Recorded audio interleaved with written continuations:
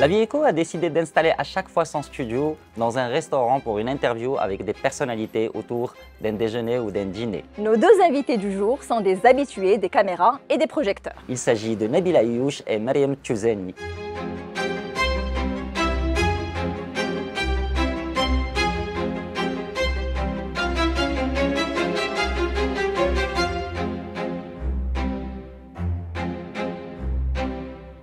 Je l'ai aimé déjà quelque part et je l'ai rencontré déjà avant, à travers Alizawa. Justement, j'avais vu Alizawa quand j'étais étudiante. C'est pas que de l'amour, puisqu'on parle de cinéma, c'est aussi du talent qui m'a tout de suite sauté aux yeux quand j'ai rencontré Mariam. Il a été déjà au tout début. Il m'a donné envie d'aller chercher des choses en moi, d'aller trouver un moyen de les exprimer. Il m'a donné aussi cette confiance pour mon premier court-métrage et derrière pour tout ce qui s'en est suivi. Et puis au quotidien, oui, on continue à nourrir cette inspiration tous les jours. En tant que producteur, il m'a toujours donné les moyens de pouvoir faire les films que je voulais faire. Et il ne resserre pas un peu les budgets? Toujours. Mais il y a des choses qu'on doit négocier parfois. Après les deux films qu'elle a fait, les deux premiers longs métrages, j'ai envie de vous dire qu'elle est devenue bankable sur le marché. Voilà. Vous avez l'exclusivité. Et j'ai l'exclusivité en plus, donc c'est formidable. Quand je me réveille, je l'ai lui en face et ça fait bouger des choses en moi. Et donc oui, Nabil est une source d'inspiration pour moi au quotidien.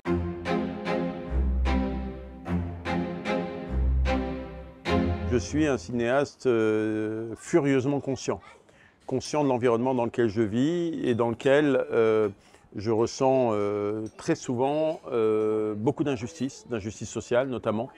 Et ces injustices, je n'ai pas envie de les mettre sous la moquette, j'ai envie d'en parler. Je ne fais pas du cinéma pour plaire, à tout le monde en tout cas. Je fais du cinéma pour être entendu et si possible compris. Ce n'est pas toujours le cas. Par rapport à Much Loved, c'est-à-dire j'étais là dès le début. Je savais pourquoi il avait besoin de raconter cette histoire, ce qu'il avait envie de dire à travers cette histoire. Donc ce que j'ai ressenti, c'était une vraie injustice parce que j'avais senti qu'il avait été incompris. Et ça m'a blessée. Mais j'étais sûre que le jour viendrait où, justement, on comprendrait. Je pense qu'il y a trop de tabous. Oui. Voilà. Et qu'il devrait y en avoir beaucoup moins. C'est-à-dire qu'il y a beaucoup de choses qui sont tabous, mais qui pour moi ne devraient pas l'être. Quand on fait ce cinéma-là, on est forcément animé par une dose d'inconscience.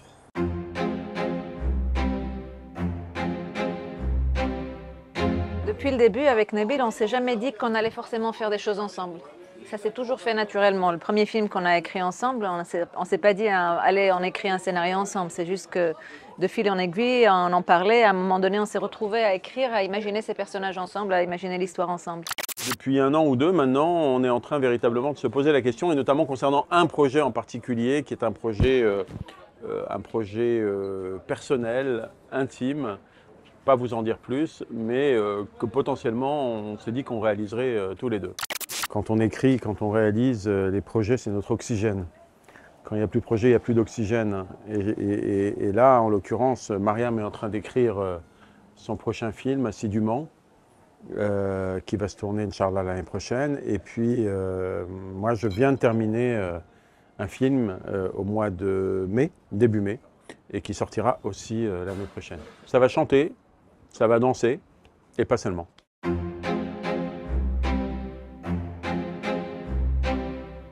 Le cinéma marocain, en ce moment, il est en train d'exploser.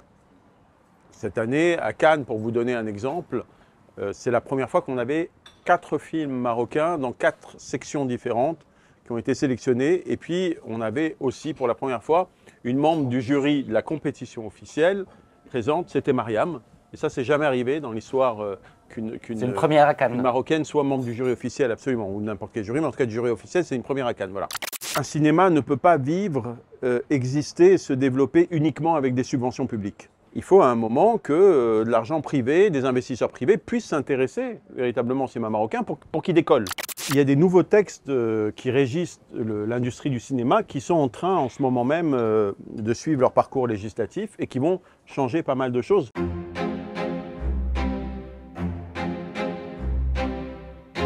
Pour moi, on peut parler de cinéma tout court.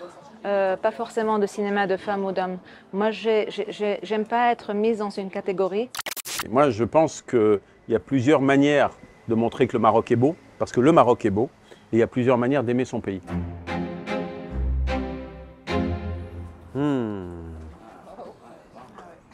C'est bien de poser bhalakek à l'arkachia kathamak à la fondant match.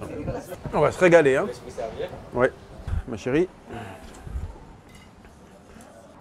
Mon premier et unique voyage au Japon, c'était en 2000 avec Alizawa.